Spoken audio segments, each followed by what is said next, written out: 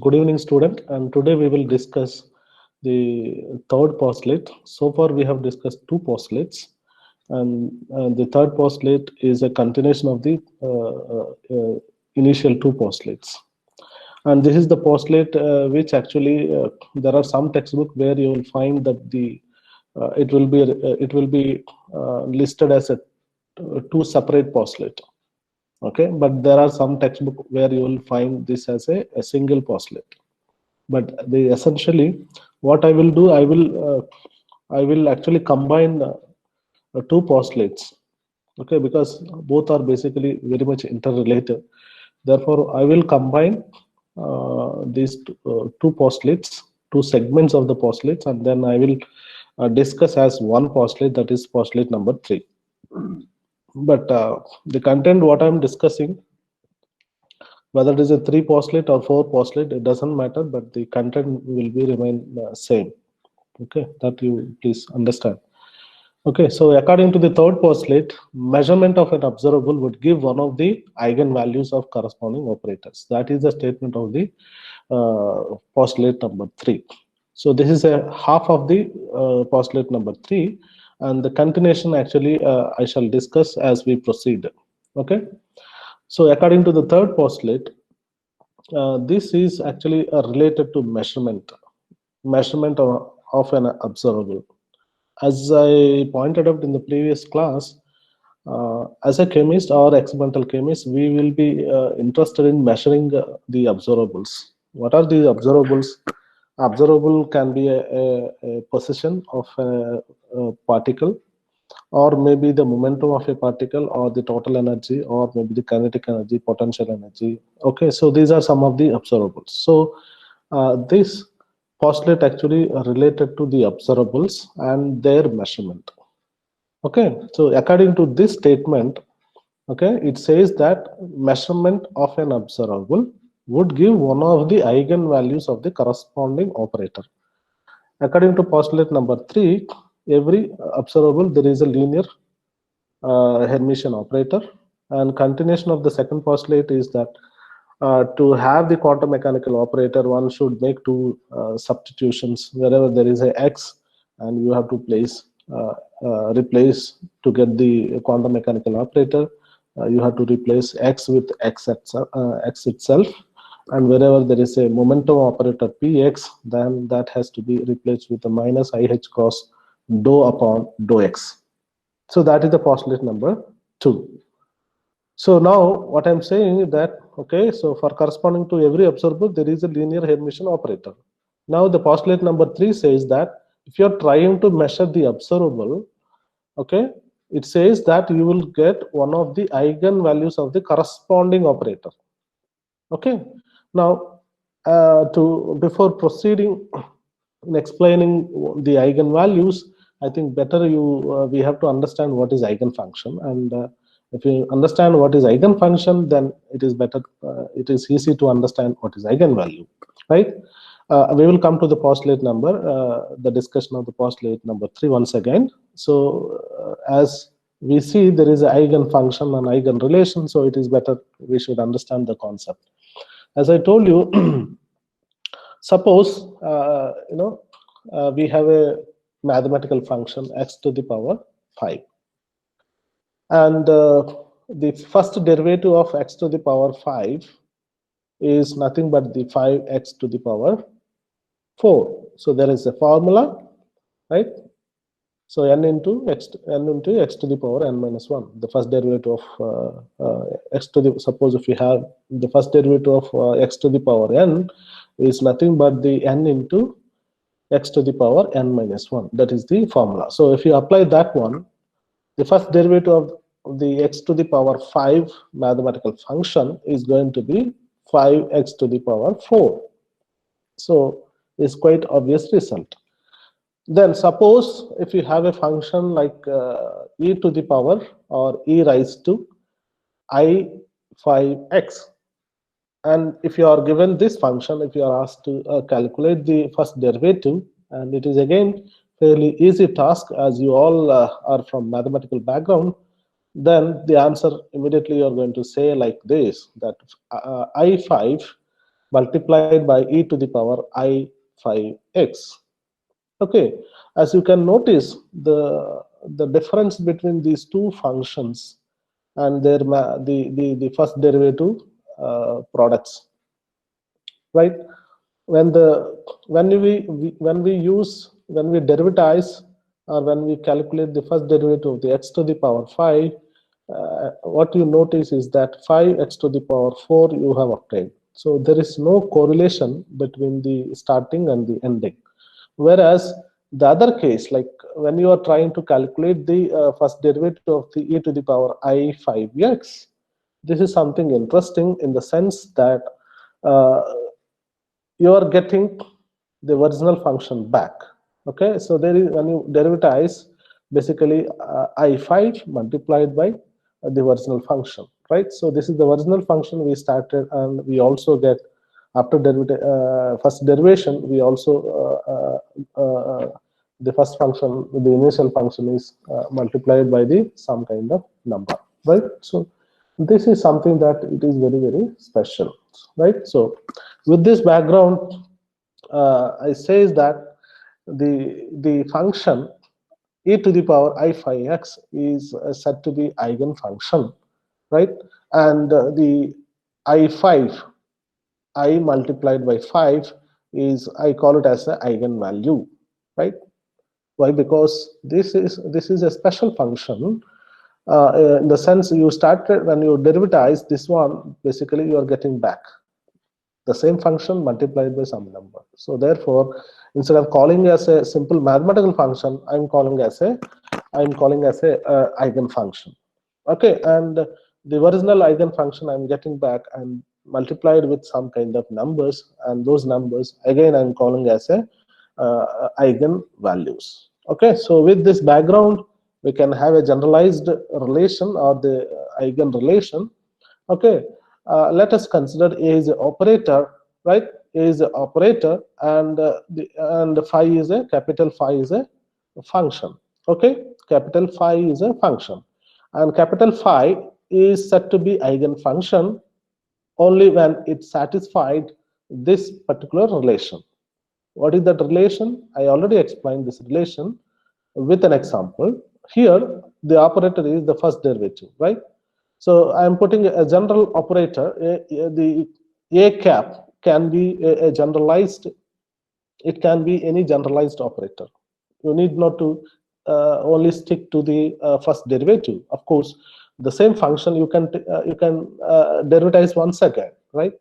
When you derivatize this one, essentially you have to derivatize this one, and it is going to be minus 25 e to the power I5x, right? So d square upon dx square is going to be another operator. So you can use any operator, it doesn't matter, but only the condition is that a function is said to be eigenfunction, a mathematical function is said to be eigenfunction when it satisfies this condition. With respect to some operator, when the operator operates upon a mathematical function, if you are able to get back the original function multiplied with a number, then that particular function, what we call it as an eigenfunction with respect to that particular operator. And the constant what we obtained, or the number what we obtained in this relation, we call it as a eigenvalue, right? Now there is one characteristic of this one, that okay, there can be a large number of eigenfunctions. There can be a large number of eigenfunctions, and so naturally the eigenvalues for a particular operator. What I mean is that, okay, here the function is the first derivative, right? Now I take one more function, d upon e to the power minus I 2x. What is the answer? The answer is straightforward, minus I 2 multiplied by e to the power minus I 2x. Isn't it? Am I right or wrong? Please correct me if I am wrong. Correct, sir. Right. So we have Again, the same operator. What is the operator? The first derivative. Okay, you see that this is something different function. This is not same as this one, right? And you can write n number of functions like this. You can write n number of functions like this, right? Exponential functions. You take the first derivative, second derivative. So for a particular operator, you can have different eigenfunctions. And each time when the operator operates upon the eigenfunction, naturally we will get corresponding eigenvalues. So please remember this. Okay, so you can just apply the sine wave function. The sine function is sine kx, a sine wave function. Okay, basically, you know that the sine wave will have this type of thing, right? You take the second derivative of the sine wave function, second derivative of the sine wave function. So it is essentially going to be what? You will get back sine kx, right? You are going to get back sine kx multiplied by some constant. So that is again is said to be eigenvalue, eigenfunction with respect to the second derivative, that is d square upon dx square. And you can just extrapolate my discussion in the mathematics that you have come across, okay? And you can have n number of eigenfunctions and then for a particular operator. Okay, so here I took only the derivative, derivation as a function, as a operator, but that it doesn't mean that we have to stick only to the derivative. You can have different operators, okay, multiplication or any other operators we can have. Now the question is that eigenvalues must be real. Okay, eigenvalues must be real. Why? Because, okay, so according to the postulate number 3, measurement of an observable would give one of the eigenvalues. Okay, so when you are trying to measure the observable, you would get one of the eigenvalue. Okay, now the question is, what is the nature of that eigenvalue? The answer already I am giving on the slide itself. The eigenvalue what we are going to get must be a real one. Why? Because it's a quite obvious reason that the observable what we are dealing is a real one. It is not an imaginary, right? The position. If you have a particle, if the particle is real, then definitely its a position what we are going to make is a real quantity, right? And similarly, if we are trying to make the total energy, that is again a real observable. So as the observables are real quantities, then so naturally the measurement, when you are trying to measure, then those values are definitely, they have to be real.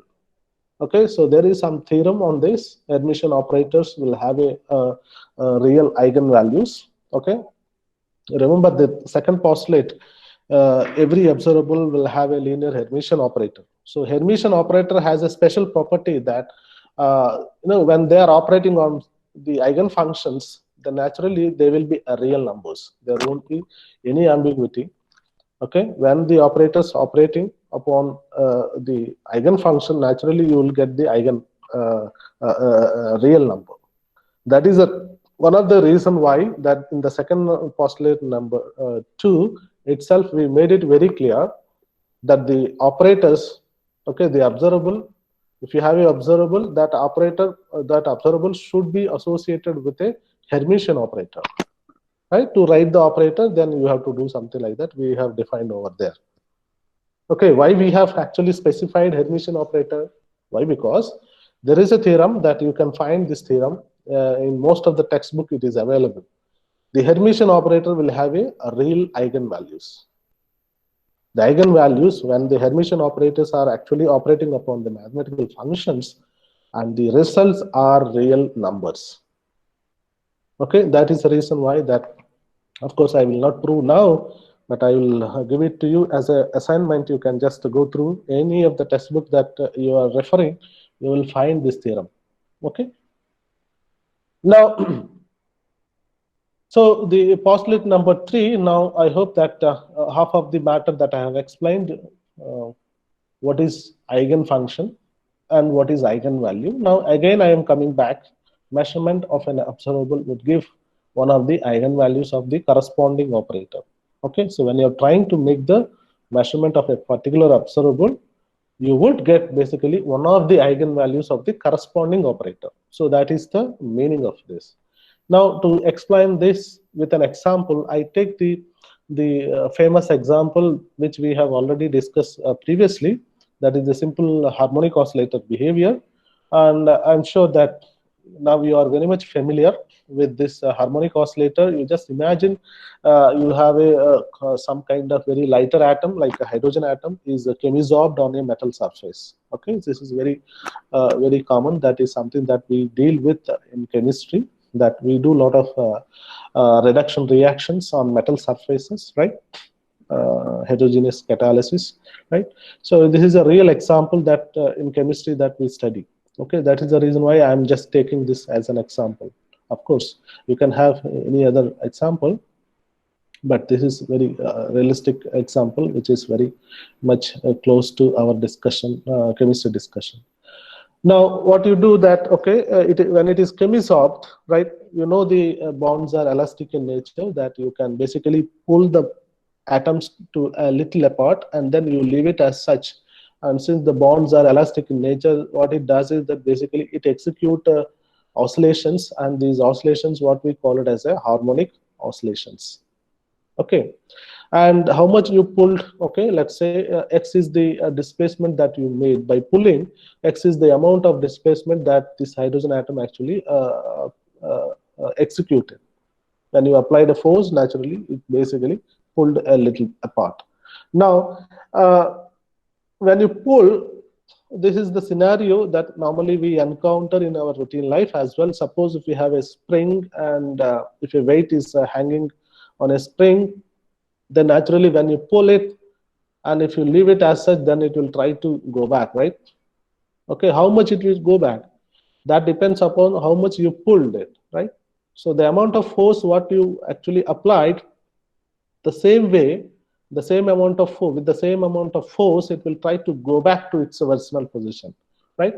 So there is a force. What I mean to say is that when you pull the hydrogen atom, and there is a force which is acting on the opposite direction, that will try to restore the hydrogen atom to the original position.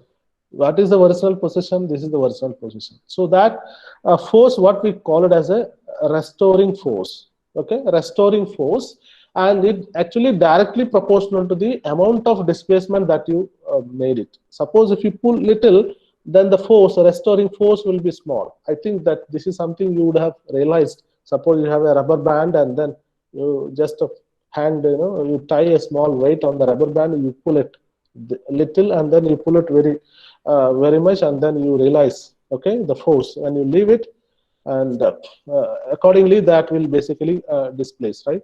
This is very simple phenomena that we encounter. Now this restoring force, actually it depends upon the amount of displacement that you are making. Okay, now the restoring force, there is a proportion, it is directly proportional to the displacement, and the proportionality constant normally we replace with a kind of constant. So this is kx, and since this force is opposite to the force which you are actually applying, then naturally it has to be taken care. So there is a minus sign over there, right? It is to indicate this force is acting opposite direction. What is the opposite direction in this diagram? So this is the direction in which you are trying to basically pull the hydrogen atom. But in the opposite direction, that is this direction, is the direction of this restoring force is acting on this hydrogen atom. Now, because of this force that we applied, naturally it is executing harmonic oscillations, and the oscillations, and these oscillations are referred to as harmonic oscillations. And these harmonic oscillations are actually having some kind of frequency. This frequency can be calculated by using that formula. That is, nu is the frequency of the harmonic oscillations, and it can be calculated by this formula, that is 1 over 2 pi square root of k by m, where k is the force constant and m is the weight of the hydrogen atom or the particle that is hanged, right? To this, you can also basically calculate what is the potential energy. Of course, the derivative of the force, restoring force, gives you the potential energy, that is V of x, right? So why I'm basically interested in all these things? I'm interested in because as we are dealing with the quantum chemistry or the quantum mechanics, we wanted to know now there is a body that is, there is a simple harmonic oscillator, and this harmonic oscillator started executing a kind of oscillations. Now, to such a system, we wanted to write down what is the Hamiltonian. We wanted to write down what is the Hamiltonian.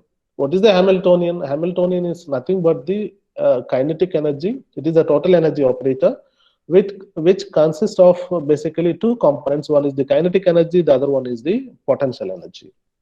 And kinetic energy is a straightforward thing. So that we will write down, because already we worked out in the previous class about the kinetic energy operator in the quantum mechanics, but potential energy we do not know. Therefore, that is why I'm discussing this restoring force and everything. Now, once you know the force, from the force you can actually calculate the potential, that is V of x, that is nothing but the half kx square is the potential energy.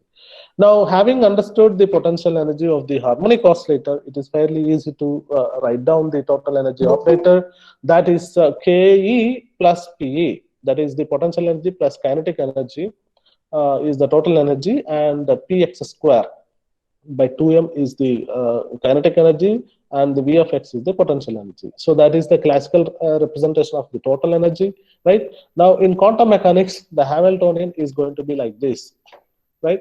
The kinetic energy is of this form, but then Px is nothing but, according to postulate number 2, we have to replace wherever there is a P of x, then it has to be replaced with a minus IH cross dou upon dou x, right? So when you make that substitution, ultimately the kinetic energy operator actually is going to be this much, okay? And the potential energy, we have half kx square. According to postulate number 2, when you're trying to write down the quantum mechanical operator, right? When you're trying to write down the quantum mechanical operator, wherever there is a x, you have to replace with x. Okay, so since it is only having x and there is a constant, and constant you need not to worry. Half is a constant, k is the force constant. You need not to worry about these things, and simply x is there, and then x you replace with x. That's all. So therefore, this becomes, okay, what is this? The Hamiltonian of the simple harmonic oscillator is nothing but minus h cross square upon 2m dou square upon dou x square plus half kx square. That is the simple harmonic oscillator total energy operator. Now, what we do in quantum mechanics, of course, this is something that I will basically we will discuss very elaborately as we proceed, right? But for the time being, to explain postulate number 3, what it says is that, okay, when you're trying to measure the observable, then you would get one of the eigenvalues. So for that reason, I'm just taking this example. Now, you know what is the Hamiltonian of a simple harmonic oscillator. This is nothing but this quantity, right? Minus h cross square upon 2m dou square upon dou x square plus half kx square is the Hamiltonian. When this Hamiltonian operates upon some kind of suitable functions, then it is basically you would get the same function back multiplied with some kind of energy, okay, some kind of constant, right? So this constant will have a general formula, will obey a general formula of this kind. What is this? This is nothing but n plus half multiplied by h nu, where n actually varies from, it can be any number of these, okay? It can be a 0, it can be 1, it can be 2, 3, 4, and so on. And accordingly, and you can have the eigenvalues. Suppose if n is equal to 0, then you would get half h nu. Suppose if you substitute n is equal to 1, then you are going to get 3 by 2 h nu. as the eigenvalue. So likewise, you can have a different eigenvalues. Likewise, for a simple harmonic oscillator, when this Hamiltonian is operating some kind of suitable mathematical function, which I refer to as the eigenfunctions, right? Then we would get actually the function back multiplied with some number, right? That number is nothing but the eigenvalue. This eigenvalue will have a general formula, will obey a general formula, is nothing but the n plus half h nu, right? So according to this, of course, this entire thing we are going to basically derive this entire relation. Don't worry about this. Now the point I'm trying to make is that for this system, for this particular simple harmonic oscillator, and you are trying to measure the energy of the system. You are trying to measure the energy of the simple harmonic oscillator. Now, according to postulate number 3, it says that you would get one of these numbers. What is that number? It can be a half h nu, it can be a 3 by 2 h nu, or it can be a 5 by 2 h nu, or it can be a 9 by h2 h nu, 9 by 2 h nu, right? So you would get one of these numbers, right? We started, please note this, we started writing the Hamilton total energy of the simple harmonic oscillator. Therefore, the eigenvalues what you get here are actually related to the total energy. Suppose if your concern is only about the position, then the position operator you have to apply. Suppose if you are interested in momentum, then when the momentum operator operates upon these suitable mathematical functions of the simple harmonic oscillator, you would get again some eigenvalue, right, which is going to follow some kind of a different relation. Certainly it will not be the same relation, but it will be a different relation, but those eigenvalues are actually related to the momentum of the simple harmonic oscillator. Okay, now the point, according to the postulate number 3, measurement of an observable would give one of the eigenvalues of the corresponding operator.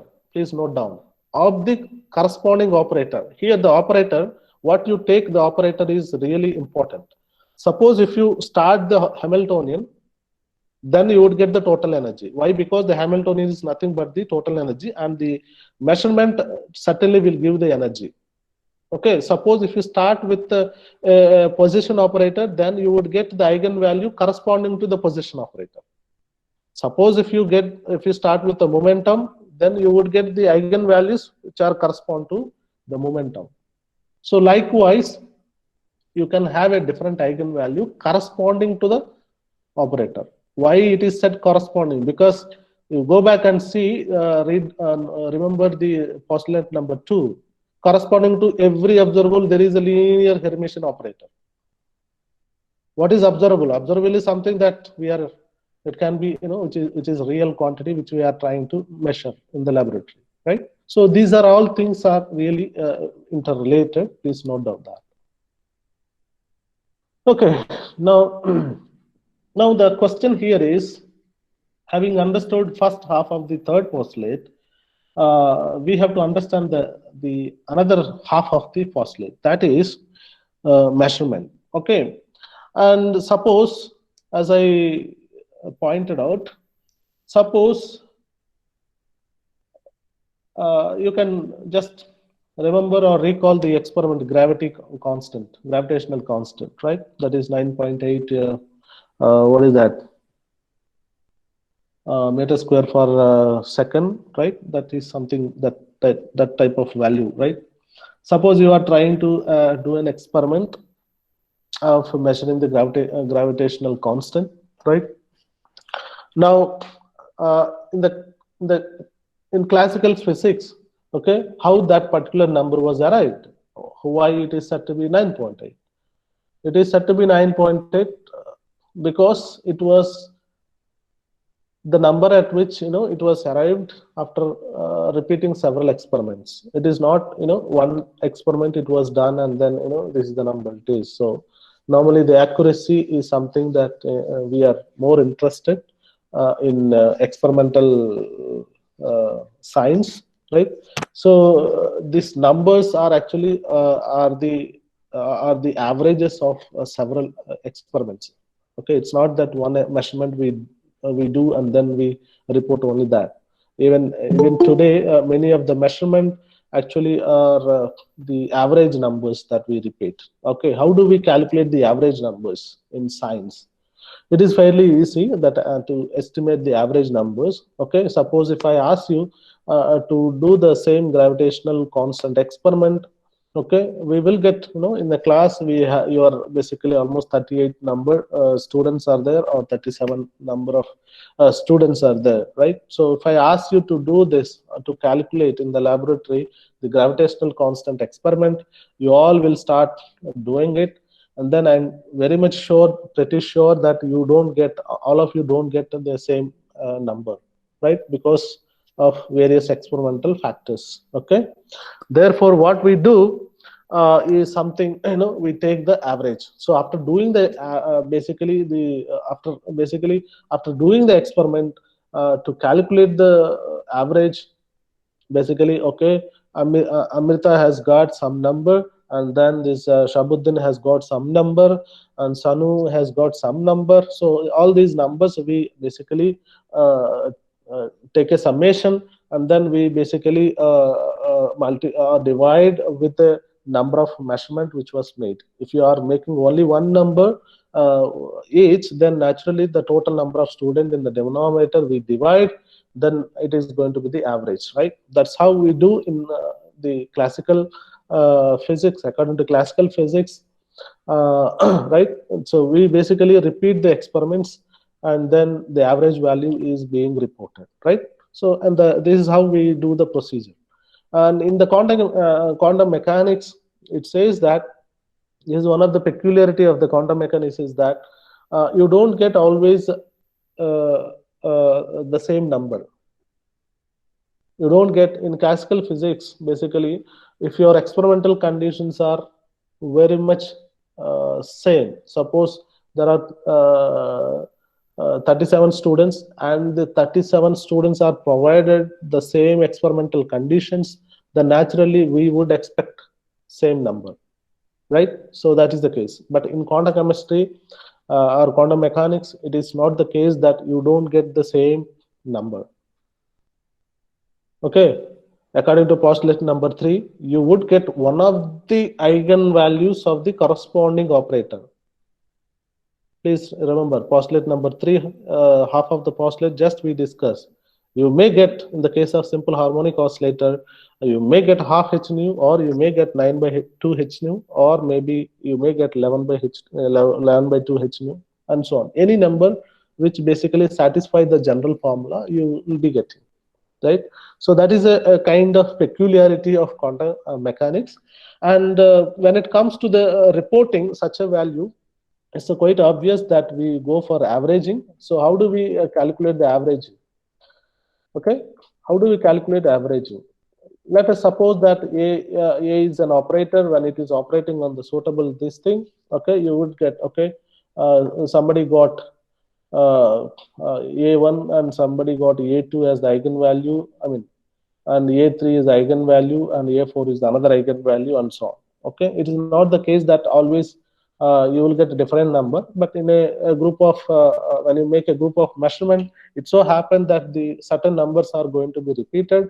In such a situation, you can have, okay, when A is an operator correspond to some kind of an observable, and then when it is operating, or when you are trying to make the measurement, okay, you would get n1 times A1 as the eigenvalue, n2 times A2 as the eigenvalue, n3 times A2 is an eigenvalue.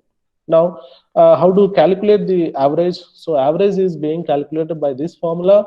It is simple, that, okay, n1 A1 plus n2 A2 and so on, right? And so on, divided by, of course, I have not written and so on, but if you have, I forgot that, please note down. If you have more things, then more have to be added, right? And then divided by all the number of measurements, basically. Okay, n1, n2, n3 are the number of time that occurrences, right? So this is how that basically we calculate the average of a large number of measurements, which are basically again as per the quantum, as per the classical mechanics. Okay, as per the classical mechanics, any measurement, okay, one measurement, you will get some number, and that number has to be very precise. That is there. But then when you make a large number of measurements, a group of student or the same person is doing large number of measurement, then in such a situation we have to report the average number, and the average number has to be evaluated by using this formula. Okay, you have to calculate the average number, and then that particular number has to be reported. Okay, so when I did this particular experiment, and almost 100 times I repeated this experiment, and then this is the average that I got it. So this that is going to be an average number, right? Now, according to quantum mechanics, there are two things that one must remember. The one is we don't get always the same result. We will get different result. That is a peculiarity of the quantum mechanics. That is one thing. And another thing is that unlike the classical physics, right, you need not to do all these number of experiment. A large number of experiment you need not to perform, unlike the classical mechanics. According to quantum mechanics, the continuation of this postulate is basically written here. Okay. So this is the way that you are going to basically, if you are following the classical mechanics, and if you are trying to measure a quantity, and if you have performed a large number of experiments, this is how we are going to calculate. But quantum mechanics says, okay, you need not to do these large number of measurements. What it says is that you have to evaluate this quantity. You have to compute this quantity. If you are able to compute this, that is actually as equivalent to that of a measurement of a large number of quantity experimentally. That means it says that you don't have to do the experiment. You need not to do the large number of measurements. It says that you just to calculate this number. This factor, if you are able to calculate, that is sufficient, right? So that is the point number 2. There are 2 points in this. So one is you don't get always the same number when you are if you are dealing with a quantum object, and if you are trying to measure or estimate some quantity of the some observable of the quantum object, you don't get always the same number what is supposed to be. Okay, you may get different numbers. So when you are getting different numbers, it is obvious that we have to report the average. Okay, for an average, you need not to do a large number of measurements, a procedure which you do normally in the case of classical physics. Instead, what it is suggesting, according to postulate number 3 continuation, it says that, okay, the expectation value or the average value of an observable is given by this formula. Okay, the expectation value or the average value of an observable corresponding to an operator. So operator and observer both are related as per the postulate number 2, right? So based on that, so it is enough that if you are able to basically compute this particular quantity. So expectation value of this operator is given by integral psi star operator A multiplied by psi d tau divided by integral psi star psi d tau. So that is the expectation value or the average value. So that is enough. You just compute this number, that's enough. You need not to perform a large number of measurements according to this particular postulate. Now, there is a small thing here. Suppose if the state function is normalized and the eigenfunction of the operator is if the state function is a normalized eigenfunction of an operator, now in this particular case, what you get, what you get when you are trying to measure such a quantity, you are going to get the eigenvalue corresponding to that particular operator. Okay, there is a special case. Let us suppose if the state function is normalized, and if it is an eigenfunction of an operator, let's suppose a cap, right? Then in this case, it says that you would get the eigenvalue of the corresponding operator. eigenvalue of the corresponding operator. So let me explain this with a small proof. Very simple, that if it is a normalized, any function is said to be normalized only when this particular condition is satisfied. Okay, so let us consider A is an operator, A cap is an operator, and psi is an eigenfunction. If it is normalized, since according to our this statement, it is normalized. So if it is normalized, integral psi star psi d tau is going to be 1. Okay, any function is said to be a normalized function only when this satisfied 1, right? That is point number 1. Point number 2, you can see, since it is an eigenfunction, let us suppose that when the when the operator A cap is operating upon the psi, that is the eigenfunction. So the eigenfunction relation that I have written. Now, substituting these things in the expectation value, you would get basically A. What is A? Here A is nothing but the eigenvalue. A is nothing but the eigenvalue corresponding to this particular operator. So A is, you can note down here that when A cap is operating of the psi, it is going to be, you're going to get psi back, because it is already pointed out it is eigenfunction. So if it is eigenfunction, definitely you would get basically eigenvalue, right? So eigenvalue. So when the function is normalized and eigenfunction, naturally what happens is that the answer is going to be A. You can just follow this, a very straightforward thing. When A operates upon psi, then basically according to this particular relation, it is A psi, right? A psi. So if it is A psi, A is a constant. Eigenvalue is a constant. So eigenvalue, you can, since it is a constant, the constant value can be written outside the integral. So when you write down like this, then it is going to be integral psi star psi d tau divided by d tau. Already I said that this is a normalized. If it is a normalized, in this case, it's going to be 1 and this is going to be 1. Numerator and denominator both are going to be 1, and therefore it is going to be effectively the expectation value is going to be eigenvalue. So eigenvalue of the corresponding operator. According to postulate number 3, I pointed out measurement of an observable would give one of the eigenvalues. Okay, would give one of the eigenvalue. It is not the case that you have to get only half h nu, or you have to get only 3/2 h nu. No, you may get, when you are making a measurement, you may get one of the value. That is the postulate number 3 statement. The continuation, we said that the average value or the expectation value of the large number of measurements is given by, okay, is given by psi star integral psi star A cap psi d tau divided by integral psi star psi d tau. That is the expectation value. Now, in this, if suppose if the function is a normalized eigenfunction, and if it is a eigenfunction of the of an operator, then you would get some different information. What is the information? You can see here the expectation value is nothing but the eigenvalue of the corresponding operator.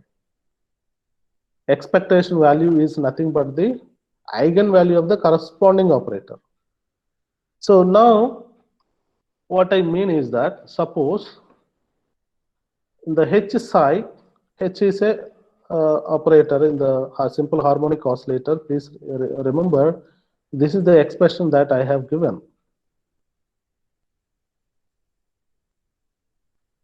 Right? This is the expression.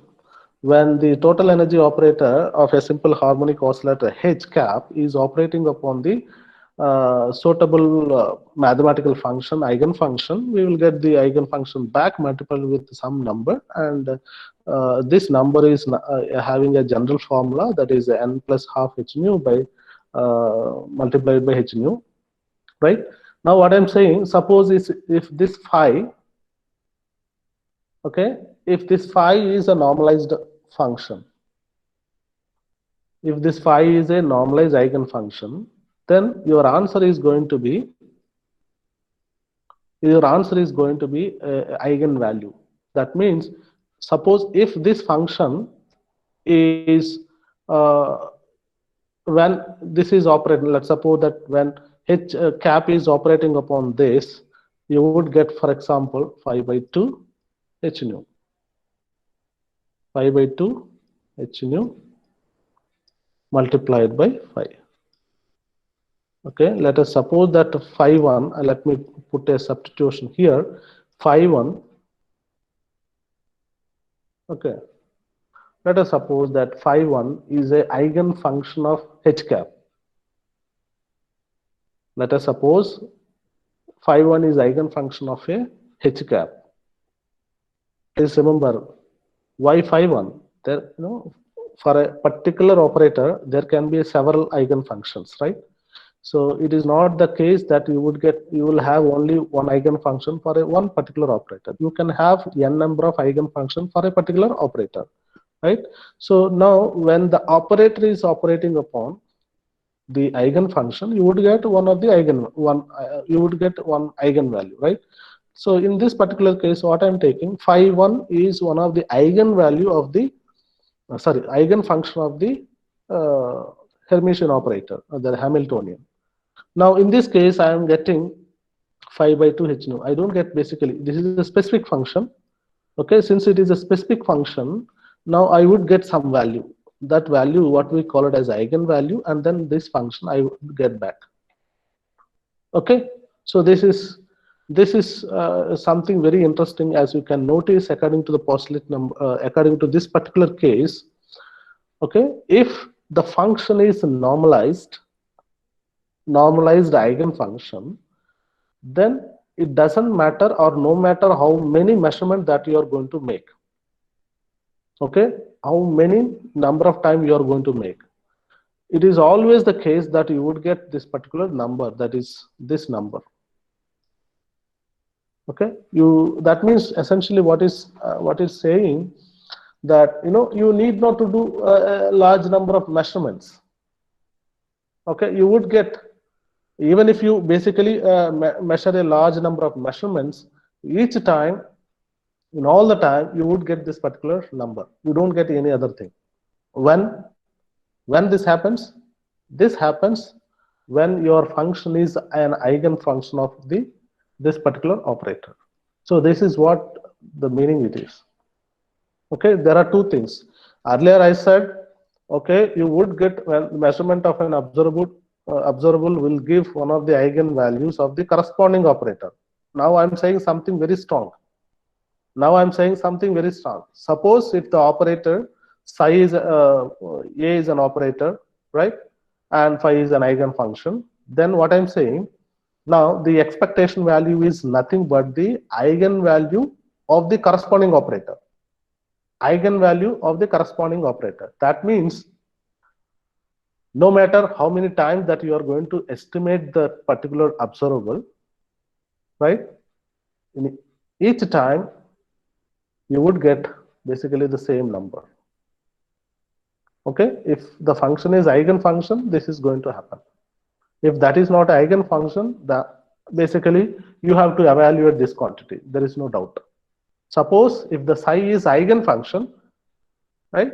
Psi is an eigenfunction, then the answer is the expectation value is nothing but the eigenvalue. So that is what it is. So this is very much a very strong statement here.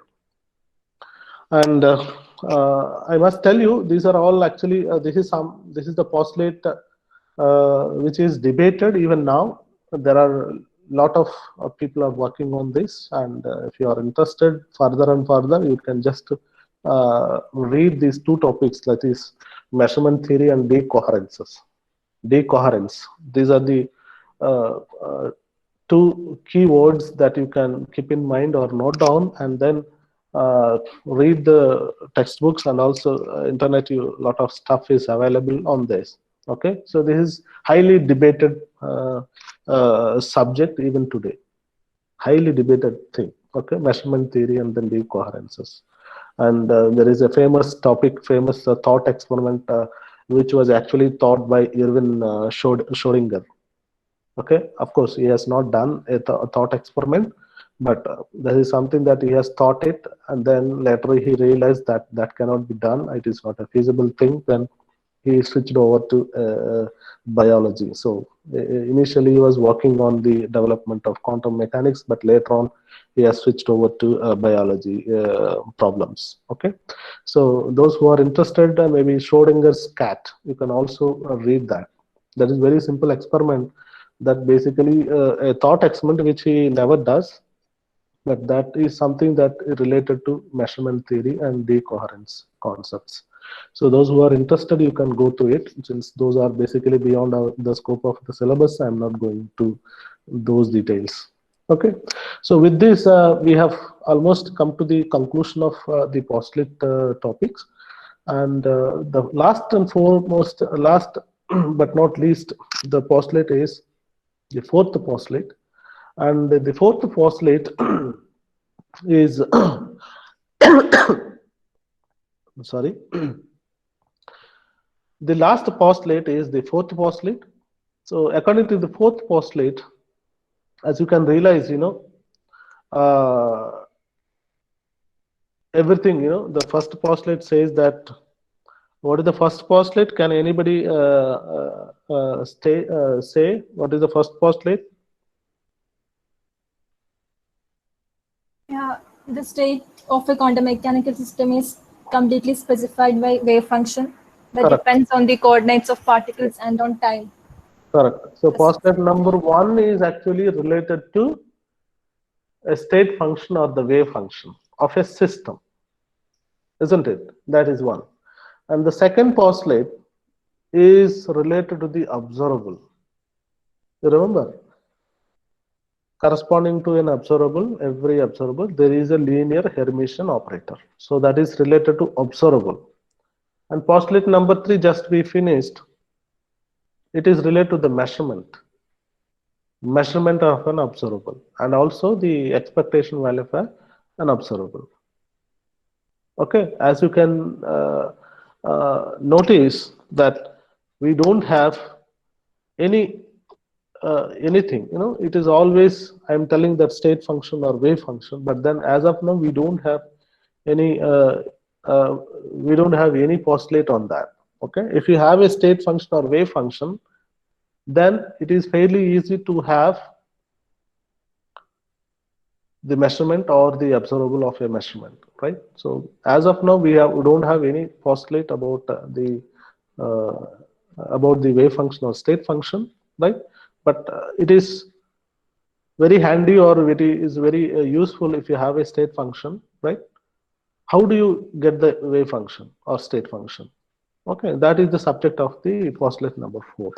Okay, as you can realize, if you have a state function or wave function, then it is fairly easy to estimate the energy or estimate the momentum or the position, or maybe to describe the system as per the postulate that we have studied so far.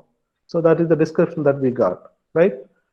Every system, there is if you have a system, the system will have a state function or wave function, right? But then what is the state function? How do you get the state function? Do we have anything? Right? We don't have anything as of now, right? So that is the subject of the postulate number 4. According to postulate number 4, the wave function obeys the time-dependent Schrodinger wave equation. The postulate number 4 says the state function of a system. Postulate number 1 says that if you have a system, the system will have a state function or wave function. Okay, but how do I get the wave function? As of now, we don't have any answer. But that answer is actually you will get from this postulate, right? The state function obeys the time-dependent Schrodinger wave equation. The state function obeys the time-dependent Schrodinger wave equation. Therefore, if you want to know the state function of the wave function, it is your duty to find out, or it is your duty to basically solve this time-dependent Schrodinger wave equation, isn't it? So according to postulate number 4, it says that the state function or the wave function of a system basically obeys the time dependent Schrodinger wave equation. If that is so, then if you want to obtain the state function, then you should basically solve this time dependent Schrodinger wave equation. By the way, what is time dependent Schrodinger wave equation? So that is here that IH cross dou psi upon dou t is equal to H cap psi. As you can notice here that this is a kind of eigenrelation, isn't it? So this is an operator, as you can notice here that this is an operator. So dou upon dou t, when it is operating on the psi, you would get psi back multiplied with of course some kind of Hamiltonian, right? So this is something that it describes basically the system will have a state function, right? This state function, as I told you, that this is a quantum mechanical object. It doesn't stay at a particular place. It keeps on moving. That means the state of the system or the wave function of the system is going to change with respect to time. The time evolution of the state function of the wave function is described by the time dependent Schrodinger wave equation. And therefore, if you want to understand the behavior of the system, right, it is our duty to find it what is the state function. And if you want to know the state function, since it is governed by the some kind of mathematical equation, that the time dependent Schrodinger equation, then what you do basically, you try to crack the equation, or you try to solve the equation to get the state function of the wave function. I mean, what is the advantage of this? The advantage is that you would get everything. I mean, you basically get all information, whatever you are expecting from this subject, or whatever you are thinking of about a particle, quantum mechanical object, right? So that is the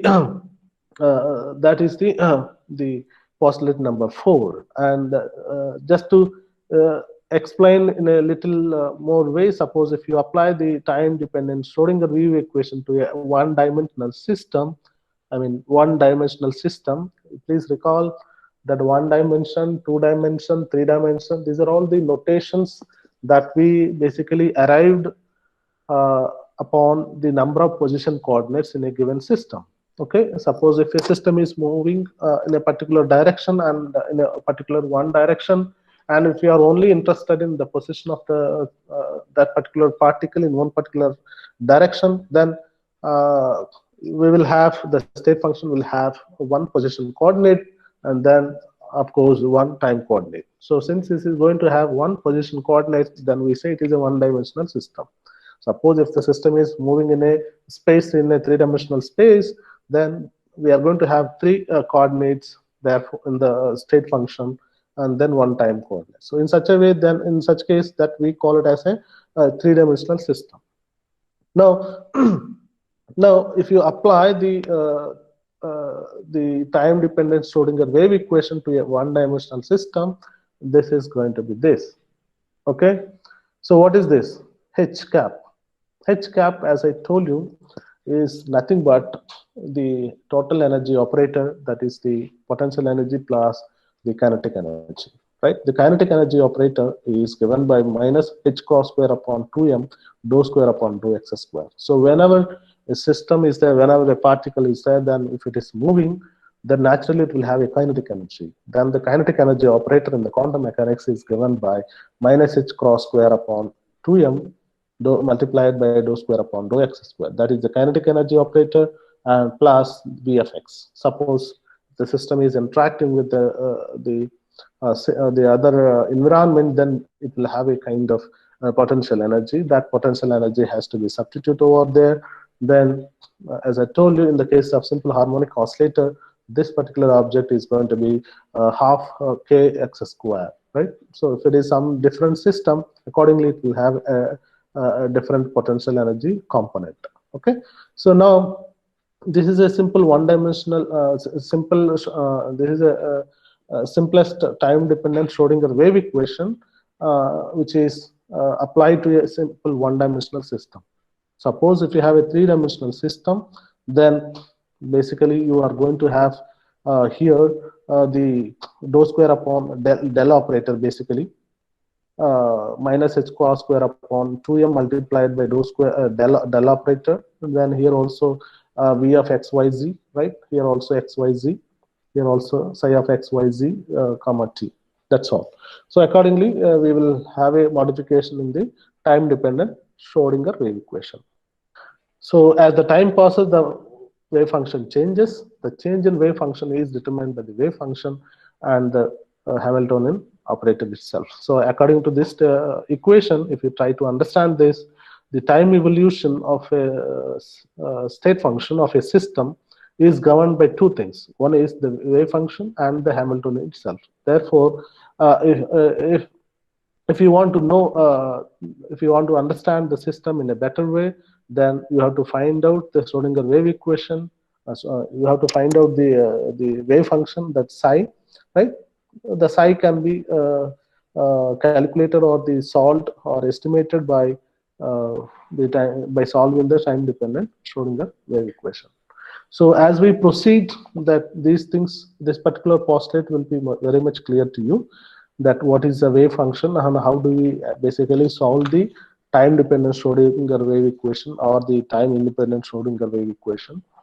That we will come to in a future class. For the time being, you can remember, if you want to basically understand the system in a better way, then we have to find out its wave function. And the system is not a stagnated, or it's not a static, it's not at a static position, it's keep on changing with the time. Therefore, it is advised by these postulate number 4 that you have to solve the time-dependent Schrodinger wave equation to obtain the state function or the wave function of the system that you are interested in. As the number of system, as the system becomes complicated, accordingly you are going to have the complicated time-dependent Schrodinger wave equation. Okay, it is fairly easy if you have a one variable to solve any mathematical equation. You please remember, you all from the mathematical background. Suppose if you have two variables in a mathematical equation or a differential equation, as you can notice here, this is a differential equation, right? So if you have two variables in a differential equation, or if you have three variables in a differential equation, so as the number of variables in a differential equation increases, accordingly the problem is going to be very much complicated. Okay, anyway, there are people, we are very thankful to those people who really simplified our job, and is not very complicated, but then easily it can be understood. So with this, I have completed the concept of the quantum mechanical postulates. So that is the first discussion, apart from the introduction of quantum mechanics or quantum chemistry. This is the first unit in which we have discussed the 4 postulates in a bit elaborated fashion. And there are a few more things that we have to discuss before we go to the model system, that is our particle in a one-dimensional box and particle in particle. Essentially, we are going to get particle in a one-dimensional box and particle in a three-dimensional box. We are going to discuss. Later on, we'll go to a simple harmonic oscillator and real problems like hydrogen atom and so on. Okay, so now probably you all know from this, I will just leave, I will just ignite a small discussion for tomorrow's or the next class. Okay, you all know that, what is this equation, and as I realize some of you have already have a basic knowledge or basic, some of you were actually introduced quantum chemistry or quantum mechanics in the earlier class. I don't think that any of you know this particular equation, but you were actually given time independent Schrodinger wave equation. Am I right or wrong? What you have studied, if I'm correct, you were basically introduced time independent Schrodinger wave equation. Am I right? Yes, sir. Anybody knows time dependent Schrodinger wave equation in earlier class? Yes, sir, we have learned. You have learned. Very good. Yes, sir. Then my job is very easy. How do you What basically? is equation? We don't know the concept. We have learned both equations. Okay. Dependent and independent. Oh, you are not explained how do you get basically the time independent Schrodinger wave equation from time dependent Schrodinger equation? Was it taught to you or just introduced to you? I don't remember, sir. In a refer textbook, I don't remember exactly. Okay. Okay, the next topic of our discussion would be this. Okay, mostly, we have two different systems. There are systems that we come across in our routine experiments. Two types. One type of systems are basically evolving with the time, and another type of systems are not evolving with time. And similarly, another point is that there are systems where their potential energy is not going to evolve or is not going to change with the time. Okay, so there are systems where we come across their potential energy is going to change with the time. Okay, so essentially there are two systems. You can remember like this, where one category of the systems, the potential energy is a time dependent. That means as the time passes by, the potential of the system is changing. Okay, and there is another category of the systems where the potential energy remain the same. It doesn't change with the time. Okay, so suppose if we are dealing with the first category where the potential energy of the system is not changing with respect to time, okay, if you make that assumption and if you are confined your discussion to that particular thing, then it is easy, then our job is going to be a bit easier. You need not to solve the time dependent Schrodinger wave equation. Instead, it is enough that you can solve the time independent Schrodinger wave equation. Right? But how? That is something that I will discuss in the next class. Okay, so there is a proof where if the potential energy of the system is not changing with respect to time, then it is possible. Then in such a case, you need not to basically solve a time dependent Schrodinger wave equation for obtaining the wave function.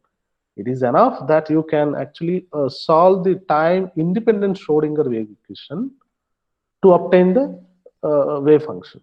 Okay, so this is something that we will discuss in the next class.